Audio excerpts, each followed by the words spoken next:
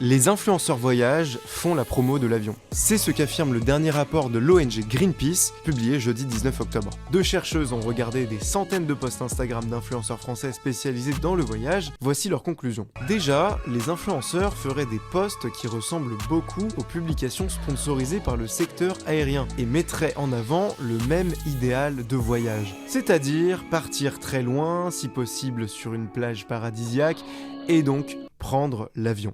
Et tout ça, ça aurait un impact important, parce que 39% des Français consultent des comptes d'influenceurs voyage pour préparer leur séjour. Et la suite du rapport pique un peu plus. En gros, les influenceurs ne s'interrogeraient pas assez sur l'impact climatique de leurs nombreux voyages. Ils ont le bilan carbone d'une plateforme pétrolière à force de prendre l'avion, ils prennent des photos aux quatre coins du monde et ont même un compteur de pays dans leur bio Instagram, mais ça n'empêche pas certains de se dire sensibles à la nature et à l'environnement. Aucune contradiction.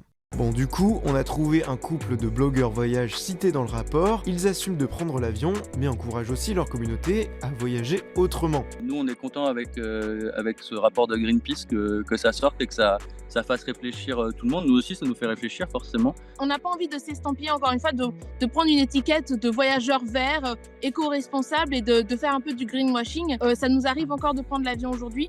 Beaucoup moins, 90% de nos destinations aujourd'hui sont en France ou en Europe. D'ailleurs, on peut regarder sur notre feed Instagram. La plupart de nos voyages, c'est vraiment... là, il y a 2 semaines, on était dans la Creuse. Et puis, il y a encore d'autres influenceurs, plus rares, comme Louane, qui revendiquent de voyager 100% en train et encourage ses abonnés à faire de même. Moi, j'encourage à fond les gens à voyager en train. Franchement, ça m'a changé la vie et ça m'a fait découvrir une façon de voyager qui est super riche. On s'arrête dans des endroits où on pensait jamais s'arrêter.